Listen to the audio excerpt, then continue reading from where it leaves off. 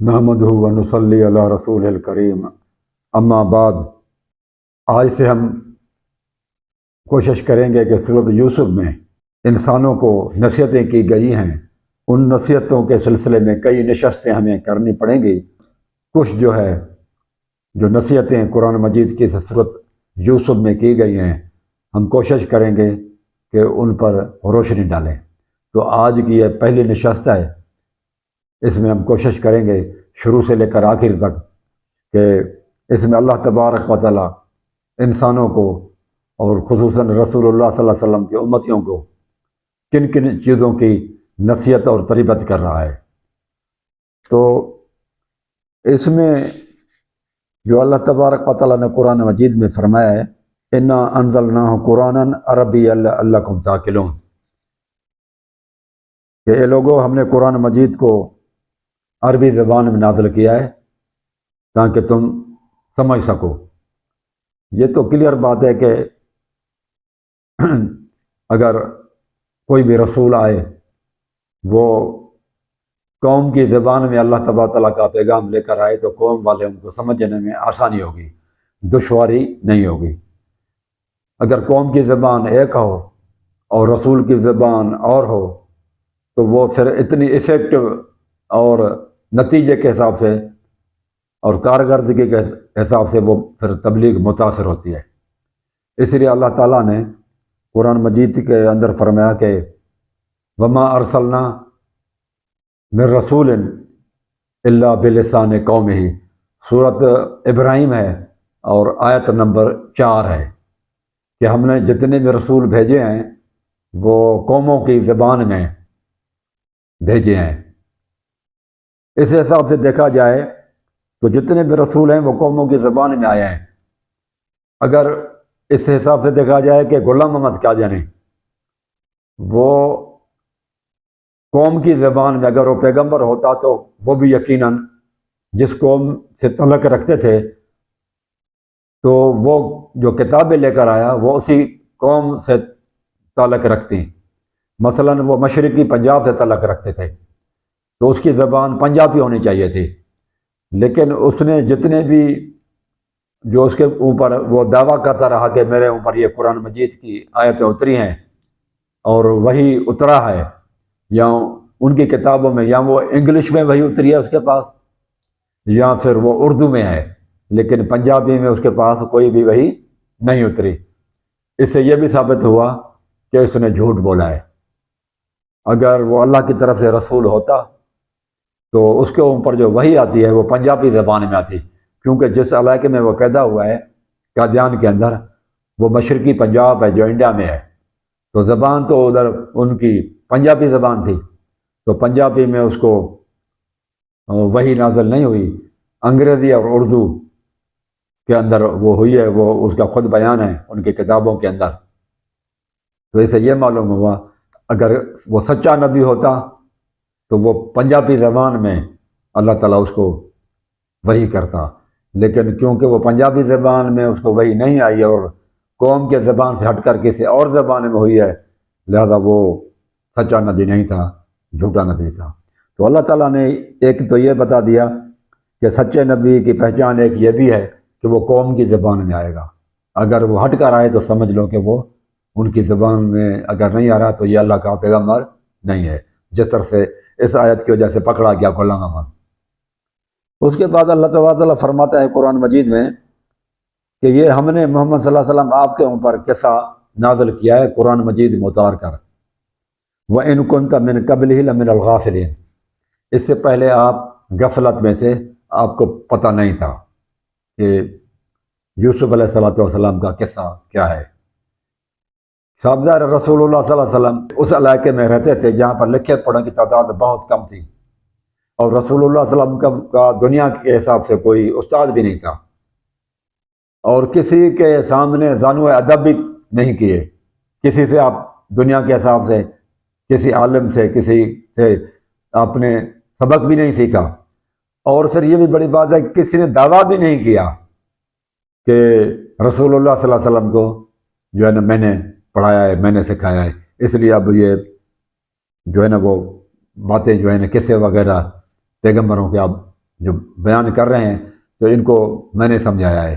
تو یہ ساری چیزیں رسول اللہ صلی اللہ علیہ وسلم اتنا بڑا قصہ بیان کرتے ہیں مختلف قرآن مجید میں قصص الانبیاء کے نام سے اور یہ وہ، تو یہ دلیل ہے کہ محمد صلی اللہ علیہ وسلم اللہ کی طرف سے رسول تھے۔ کیونکہ دنیا میں کوئی بندہ جھوٹ بولتا ہے تو وہ جھوٹ بولنے اس لیے بولتا ہے کہ اس کو لالچ ہوتی ہے پیسہ کمانے کی۔ سائنسدان ریسرچ کرتے ہیں، تحقیقات کرتے ہیں، دنیا کے اندر اور لوگ آتے ہیں، لیکن وہ پیسے کمانے کے لیے انعامات لیتے ہیں،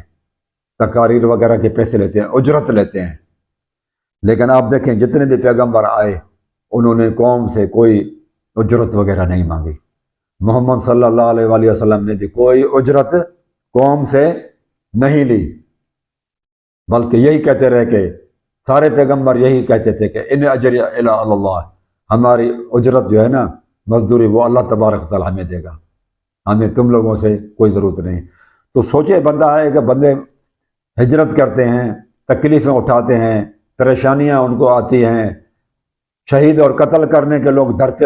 ہیں ان کے، اس کے باوجود بھی وہ ان چیزوں سے ہٹتا نہیں ہے۔ تو کیا اس کو کوئی لالچ ہے؟ تو وہ پیسے کی لالچ تو ہے ہی نہیں۔ تو اس لیے، اور رسول اللہ صلی اللہ علیہ وسلم جب دنیا سے چلے گئے تو اس وقت بھی کوئی ملکت تو نہیں چھوڑی تھی، تو یہ بھی ان کے اوپر الزام نہیں لگایا جا سکتا کہ انہوں نے پیسے اکٹھے کرنے کے لیے جو نے لوگوں کو بیوقوف بنایا، نعوذ باللہ منہ۔ تو یہ چیز بھی نہیں ہے۔ سائنسدان ہوتے ہیں یا دنیا کے اندر دوسرے جو تحقیقات کرتے ہیں اور پھر وہ کہتے پیسے بھی لیتے ہیں، انعامات بھی لیتے ہیں، پھر وہ کہتے ہیں ہم نے انسانوں کی خدمت کے لیے یہ کیا ہے کچھ، وہ اپنی مزدوری بھی وصول کر لیتے ہیں۔ لیکن یہ صرف پیغمبر ہیں جنہوں نے کبھی بھی کسی سے کچھ پیسہ نہیں لیا، اور وہ اجرت وغیرہ انہوں نے یہی کہا کہ اللہ تبارک و تعالیٰ کے لیے ہم یہ کر رہے ہیں کہ اللہ تبارک و تعالیٰ یہ خوش ہو جائے۔ کہ رسول اللہ صلی اللہ علیہ وسلم سے پہلے واقف نہیں تھے، اس سے یہ بھی پتہ چلا کہ رسول اللہ صلی اللہ علیہ وسلم عالم الغیب نہیں تھے۔ اگر رسول اللہ صلی اللہ علیہ وسلم، لوگ دنیا کے اندر کہتے ہیں کہ یہ آیت بتا رہی ہے کہ اللہ تعالیٰ فرماتا ہے محمد صلی اللہ علیہ وسلم کو، کہتا ہے کہ آپ وَإِن كُنْتَ مِن قَبْلِهِ لَمِنَ الْغَافِلِينَ، آپ محمد صلی اللہ علیہ وسلم سے پہلے غافل تھے، آپ کو پتہ نہیں تھا، غفلت میں تھے۔ یوسف علیہ السلام کے یہ ہم نے قرآن مجید میں وحی اتار کر آپ کو سارا کچھ بتا دیا ہے۔ تو اس آیت سے یہ بھی معلوم ہوا کہ رسول اللہ صلی اللہ علیہ وسلم عالم الغیب نہیں تھے۔ لوگ کہتے ہیں کہ رسول اللہ صلی اللہ علیہ وسلم عالم الغیب ہے، اللہ تعالیٰ بھی عالم الغیب ہے، محمد صلی اللہ علیہ وسلم بھی عالم الغیب ہے۔ تو صاف ظاہر ہے کہ اللہ تبارک و تعالیٰ کا علم اور پھر محمد صلی اللہ علیہ وسلم کا علم تو پھر برابر ہو جائے گا، اور یہ پھر شرک ہو جائے گا۔ اللہ تعالیٰ کے برابر کسی کو بھی کسی بھی چیز میں صفت میں برابر نہیں کرنا ہے۔ اگر ہم کہیں کہ رسول اللہ صلی اللہ علیہ وسلم بھی عالم الغیب ہے، علی رضی اللہ تعالیٰ عنہ بھی عالم الغیب ہے، اصول کافی کے اندر لکھا ہوا ہے کہ 12 امام ہر چیز کو جان لیتے ہیں، کان وما یکون، جو کچھ پہلے تھا اور جو کچھ ہونے والا ہوگا دنیا کے اندر، یہ سب اماموں کو پتہ ہے۔ 12 امام حضرت علی سے لے کر امام مہدی تک وہ جانتے ہیں۔ اصول کافی کے اندر یہ ہے۔ یہ آیتیں بتا رہی ہیں کہ محمد صلی اللہ علیہ وسلم کو بھی عالم الغیب نہیں تھے۔ اگر ہم یہ مان لیں کہ تمام اماموں کو غیب کا پتہ تھا تو پھر صاف ظاہر ہے ان کے علم میں اور اللہ تعالیٰ کے علم میں برابری آ جائے گی۔ محمد صلی اللہ علیہ وسلم کا علم، علی رضی اللہ تعالیٰ کا علم اور اللہ تعالیٰ کا علم برابر ہو جائے گا، تو یہ بات غلط ہے۔ تو آپ اس کو اس طرح سے سمجھ سکتے ہیں کہ آپ لوگوں سے سوال کریں، میں ان لوگوں سے سوال کرتا ہوں کہ مجھے یہ بتائیں کہ اللہ تبارک و تعالیٰ کا علم زیادہ ہے یا رسول اللہ صلی اللہ علیہ وآلہ وسلم کا علم زیادہ ہے؟ تو یہ تو ہر ایک بندہ جواب دے گا کہ نہیں، اللہ تبارک و تعالیٰ کا علم زیادہ ہے رسول اللہ صلی اللہ علیہ وسلم سے۔ تو رسول اللہ صلی اللہ علیہ وسلم سے علم سے جو اللہ تبارک و تعالیٰ کا علم زیادہ ہے، اسی کو جو غیب کہتے ہیں نا، اور رسول اللہ صلی اللہ علیہ وسلم سے وہ زیادہ اللہ تعالیٰ جاننے والے، اس کا مطلب کہ رسول اللہ صلی اللہ علیہ وسلم کے پاس غیب کا علم نہیں ہے۔ اگر رسول اللہ صلی اللہ علیہ وسلم کے پاس بھی غیب کا علم ہو تو پھر وہ رسول اللہ صلی اللہ علیہ وسلم سے رسول اللہ صلی اللہ علیہ وسلم کا علم اللہ تعالیٰ سے کم نہیں ہوگا، لیکن یہ تو ہر بندہ مانتا ہے کہ رسول اللہ صلی اللہ علیہ وسلم کا علم اللہ تعالیٰ سے کم ہے۔ جب رسول اللہ صلی اللہ علیہ وسلم کا علم کم ہے اور اللہ تعالیٰ کا زیادہ ہے، جو رسول اللہ صلی اللہ علیہ وسلم سے زیادہ ہے وہ علم غیب ہے اور وہ اللہ تعالیٰ جانتا ہے، لیکن رسول اللہ صلی اللہ علیہ وسلم نہیں جانتے۔ تو جب رسول اللہ صلی اللہ علیہ وسلم نہیں جانتے غیب، تو پھر علی رضی اللہ تعالیٰ کا علم تو رسول اللہ صلی اللہ علیہ وسلم سے کم ہے، تو حضرت علی کس طرح سے عالم الغیب ہوئے؟ پھر یہ بھی بات ہے کہ اللہ تعالیٰ فرماتا ہے کہ بما اوحینا الیک ھذا القرآن، یہ آپ نہیں جانتے تھے، وہی کے صورت ہم آپ کو بتا رہے ہیں۔ تو جب کوئی کسی کو آ کر بتائے تو وہ عالم الغیب نہیں ہوتا۔ رسول اللہ صلی اللہ علیہ وسلم کو بتانے والا جبریل ہے اللہ تعالیٰ کے حکم سے، لہذا یہ معلوم ہوا کہ رسول اللہ صلی اللہ علیہ وسلم کے پاس جو کچھ تھا وہ وہی جبریل کے بتانے کی وجہ سے، اللہ تعالیٰ کے بتانے کی وجہ سے ہے۔ اور جس کو کوئی چیز بتائی جائے وہ عالم الغیب نہیں ہوتا۔ مجھے لندن سے کوئی بندہ بتائے موبائل پہ یا ٹیلی فون پہ، یا کوئی بندہ مختلف پاکستان کے حالات کے بارے میں یا اخبار سے کسی سے مجھے پتہ لگ جائے، یا کوئی دوست وغیرہ مجھے بتا دے، تو بتانے کے بعد وہ بندہ عالم الغیب نہیں رہتا۔ تو اللہ تعالیٰ بغیر بتائے ہوئے جان لیتا ہے، اس لیے عالم الغیب ہے۔ اور پیغمبروں کو اللہ تعالیٰ نے وحی کے ذریعے سے بتایا ہے، اور بتانے کی وجہ سے وہ پھر عالم الغیب نہیں ہوگا۔ اگر کوئی کہے کہ نہیں بتانے سے بھی رسول اللہ صلی اللہ علیہ وسلم عالم الغیب ہیں، تو پھر اس طرح سے ہر بندہ تقریباً بتانے کی وجہ سے کوئی کسی کو، ہر ایک کو کوئی نہ کوئی بتانے والا تو ہوگا، ٹی وی سے خبر لے لے گا، یا سوشل میڈیا سے آ جائے گی اس کو خبر، یا کوئی موبائل سے کسی کو کچھ بتائے، تو پھر یہ بھی ماننا پڑے گا کہ وہ بھی عالم الغیب ہے۔ لیکن بتانے کی وجہ سے ہم کسی کو عالم الغیب نہیں کہتے، تو اس حساب سے، اسی فارمولے، اسی قانون کے روح سے، اسی اصول کے حساب سے رسول اللہ صلی اللہ علیہ وسلم کو بھی بتایا جاتا تھا، لہذا رسول اللہ صلی اللہ علیہ وسلم بھی عالم الغیب نہیں ہے۔ اگر بتانے کی وجہ سے رسول اللہ صلی اللہ علیہ وسلم عالم الغیب ہے، تو پھر دنیا کے اندر اور لوگ جو بتاتے ہیں خبریں وغیرہ، کسی کے بتانے سے ٹیلی فون پہ یا ریڈیو یا ٹی وی سے سن لیتے ہیں، یا موبائل یا سوشل میڈیا کے تھرو یا اخبارات کے تھرو یا ریڈیو کے تھرو کسی کو کوئی خبر آ جائے، تو پھر یہ بھی ماننا پڑے گا کہ وہ بھی علم غیب رکھتے ہیں۔ تو یہ بات بھی ثابت ہوئی کہ نہیں۔ اللہ تبارک تعالیٰ رسول اللہ صلی اللہ علیہ وسلم کو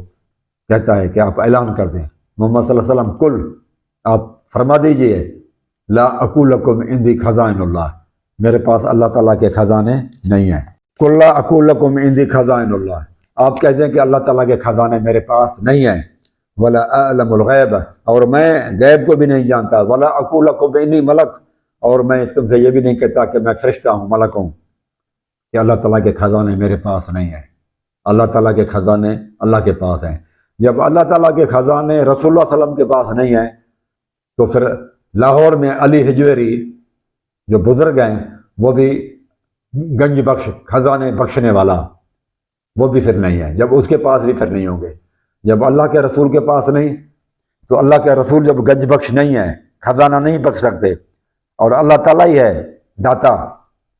بہت دینے والا اللہ تعالیٰ ہے، تو علی حجویری بھی داتا نہیں ہے۔ لہذا جو ہے علی حجویری صاحب کو، جو لاہور میں جن کا مزار ہے، اس بزرگ کو گنج بخش نہیں کہنا چاہیے۔ تو یہ آیت قرآن مجید کی بتا رہی ہے کہ رسول اللہ صلی اللہ علیہ وسلم کے پاس نہیں ہے، ظاہر جس کے پاس ہوگا تو وہ کسی کو بخشے گا نا۔ میرے پاس کچھ ہے ہی نہیں تو میں لوگوں کو کیا دوں گا؟ تو ویسے بھی دوسری جگہ پر اللہ تبارک تعالیٰ فرماتا ہے وَعِندَهُ مَفَاتِحُ الْغَیْبِ لَا يَعْلَمُهَا إِلَّا هُوَ، اللہ تعالیٰ کے علاوہ اللہ تعالیٰ کے پاس ہیں غیب کی کنجیاں، خزانوں کی کنجیاں، اور کوئی جانتا ہی نہیں ہے سوائے اس کے، الا ہو، سوائے اللہ کے غیب کے خزانوں کی کنجیاں کوئی بھی نہیں جانتا سوائے اللہ تعالیٰ کے، یعنی کہ رسول اللہ صلی اللہ علیہ وسلم۔ تو یہاں پر بتا دیا کہ میں اللہ تعالیٰ کے خزانے میرے پاس نہیں، ولا عالم الغیب، اور میں غیب کو بھی نہیں جانتا۔ ولا اقول لکم انی ملک، میں ملک بھی نہیں ہوں، میں فرشتہ بھی نہیں ہوں، فرشتے نوری مخلوق ہیں۔ تو یعنی کہ یہ فرمایا دیا گویا کہ میں نور سے بھی پیدا نہیں کیا گیا، کیونکہ حدیث میں ہے کہ ملائک فرشتوں کو نور سے پیدا کیا، جنوں کو آگ سے پیدا کیا گیا، انسانوں کو مٹی سے پیدا کیا گیا ہے۔ تو بشر وہ ہوتا ہے، وہ مٹی سے پیدا کیا گیا ہے۔ تو رسول اللہ صلی اللہ علیہ وسلم بشر سے، رسول اللہ صلی اللہ علیہ وسلم فرماتے ہیں سورۃ بنی اسرائیل میں آیت نمبر 93 ہے، کل سبحان ربی هل کنت الا بشر رسولا۔ محمد صلی اللہ علیہ وسلم آپ کہہ دیں کہ میں تو، میرا اللہ تعالیٰ ہر عیب سے، کمزوری سے، لاچاری سے، مجبوری سے پاک ہے، اور میں تو مجبور ہوں اللہ تعالیٰ کا، اور اللہ تعالیٰ مجبوری سے بھی پاک ہے۔ هل کنت الا بشر رسولا، اور میں تو نہیں ہوں مگر بشر رسول۔ تو یہاں پر رسول اللہ صلی اللہ علیہ وسلم نے فرما دیا میں بشر رسول ہوں، اور وہاں پر فرما دیا کہ میں فرشتہ نہیں، یعنی کہ نوری مخلوق نہیں ہوں، میری بھی پیدائش بھی مٹی سے ہی ہوئی ہے۔ تو ان قرآن مجید کے آیات سے پتہ چلا کہ رسول اللہ صلی اللہ علیہ وسلم غیب دان نہیں تھے۔ ویسے بھی اگر ہم کہیں گے کہ رسول اللہ صلی اللہ علیہ وسلم نہیں غیبوں کو جانتے تھے، تو رسول اللہ صلی اللہ علیہ وسلم سے کئی لوگوں نے، منافقوں نے دھوکے کیے۔ کئی حدیث میں آتا ہے کہ ایک مرتبہ تو 70 قرآ، بڑے بڑے قاری قرآن وہ لے گئے تبلیغ کے لیے، اور ان سب کو شہید کر دیا۔ اگر رسول اللہ صلی اللہ علیہ وسلم کو پہلے سے پتہ تھا کہ یہ قاریوں کو لے کر منافقین آگے جا کر شہید کر دیں گے، تو رسول اللہ صلی اللہ علیہ وسلم قتل نہ دیتے۔ اگر ہم یہ کہیں کہ رسول اللہ صلی اللہ علیہ وسلم کو پہلے پتہ تھا، تو معاذ اللہ ثم معاذ اللہ ہے، اس کا گناہ پھر رسول اللہ صلی اللہ علیہ وسلم کے اوپر بھی آ جائے گا۔ اس طرح سے رسول اللہ صلی اللہ علیہ وسلم نے کبھی کبھی تجارت وغیرہ میں نقصانات بھی اٹھائے ہیں۔ اگر رسول اللہ صلی اللہ علیہ وسلم کو غیب کا علم ہوتا تو رسول اللہ صلی اللہ علیہ وسلم کبھی بھی نقصان تجارت وغیرہ میں دنیاوی حساب سے نقصانات اٹھائے ہیں رسول اللہ صلی اللہ علیہ وسلم نے، جنگوں کے اندر بھی۔ تو یہ چیز ہے کہ اللہ تبارک و تعالیٰ فرماتا ہے کہ محمد صلی اللہ علیہ وسلم اس سے پہلے غفلت میں تھے، ان کو پتہ نہیں تھا یوسف علیہ السلام کے قصے کا، یعنی کہ غیب کا علم رسول اللہ صلی اللہ علیہ وسلم کے پاس نہیں ہے۔ اگر کوئی کہے نہیں غیب کا علم تو ہے، بزرگوں کو بھی ہے اور نبیوں کو بھی ہے، تو فار ایگزامپل ہم مان لیتے ہیں ان کی بات کو کہ ابراہیم علیہ السلام کو پتہ تھا کہ جب میں اپنے بیٹے اسماعیل کو لے کے جاؤں گا مینا کے اندر، چھری جب پھیروں چلاؤں گا ان کے اوپر، ٹھیک ہے، تو اس وقت ایک جانور آ جائے گا، فرشتہ کسی جانور کو لے آئے گا، وہ ذبح ہو جائے گا، میرا بیٹا میرے ہاتھ سے ذبح ہونے سے بچ جائے گا۔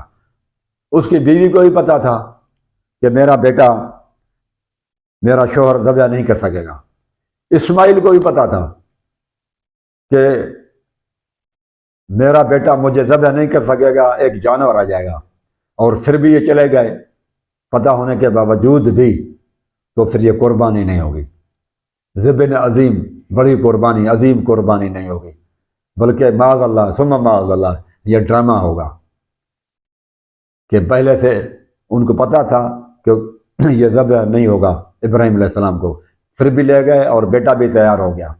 پھر یہ قربانی نہیں ہوگی، ڈرامے بازی ہو جائے گی۔ اس لیے وہ لوگ جو کہتے ہیں کہ نبیوں کو غیب کا علم ہوتا ہے، وہ گویا کہ نبیوں کو ایک طرح کی ان کی جو ماننے کا حق ہے جس طرح سے وہ نہیں مان رہے، وہ گویا کہ نبیوں کو صحیح طور پر مانتے ہی نہیں ہیں، نہ بزرگوں کو۔ اس طرح سے التشیت کے عقیدہ ہم لے لیں کہ جب امام حسین کو غیب کا علم تھا، جو ان کی کتابوں میں لکھا ہوا ہے کہ سارے اماموں کو غیب کا علم ہوتا ہے، اصول کافی کے اندر لکھا ہوا ہے، تو پھر یہ ماننا پڑے گا کہ امام حسین نے مسلم بن عقیل کو جو کوفے بھیجا، کہ جنہوں نے خطوط لکھے ہیں، آپ جا کر دیکھ کر آ جائیں کہ یہ خطوط انہوں نے جھوٹے لکھے ہیں یا صحیح ہیں، اور ان کو پتہ تھا کہ یہ شہید کر دیے جائیں گے، پھر بھی اس کو بھیجا امام حسین نے۔ تو استغفر اللہ معاذ اللہ، یہ گناہ حضرت امام حسین کے اوپر آ جائے گا کہ جب پتہ بھی تھا کہ کوفے والے میرے چچا زاد بھائی مسلم بن عقیل کو شہید کر دیں گے، تو پھر آپ نے ان کو کیوں بھیجا؟ لہذا یہ گناہ آ جائے گا ان کے اوپر۔ لیکن ہمارے عقیدے کے حساب سے امام حسین کے اوپر گناہ نہیں آئے گا جب ہم یہ کہیں گے کہ امام حسین غیب کو نہیں جانتے تھے۔ تو ہمارے حساب سے، ہمارے عقیدے کے حساب سے امام حسین گناہ گار نہیں بنتے، ابراہیم علیہ الصلوۃ والسلام گناہ گار نہیں بنیں گے۔ لیکن جب جو بندہ کہتا ہے کہ ان کو پہلے سے ہی پتا تھا کہ ایسا ہوگا، تو پھر وہ گویا کہ نبیوں کو جس طرح سے اور امام حسین کو، اہل بیت کو ماننا چاہیے، یہ اس طرح سے نہیں مانتے، اپنے طریقے سے ماننا ہوا، اور یہ قرآن مجید اور رسول اللہ صلی اللہ علیہ وسلم کی نافرمانی ہوگی۔ اپنے طریقے سے ماننا، اس طرح سے مانے جس طرح سے قرآن اور رسول کہے، بلکہ یہ ان کے شان میں بڑی گستاخی ہوگی۔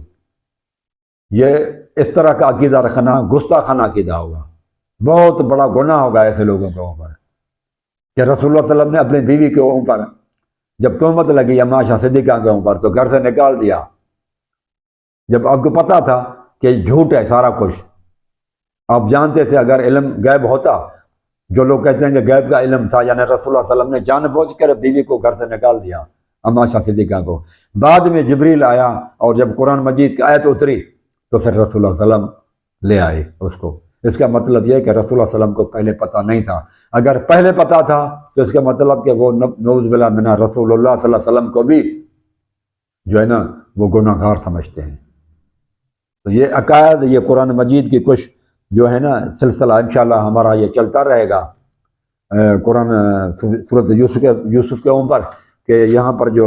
قرآن مجید کی آیتوں میں ہمارے لیے نصیحتیں ہیں اور تربیت کی گئی ہے، تو یہ کوشش کریں گے ہم کہ یہ اس طرح سے ان میں سے کچھ آپ کو بتائی جائیں تاکہ ہمارے لیے وہ نصیحت بنے، ہمارے عمل کے حساب سے بھی اور عقیدے کے حساب سے۔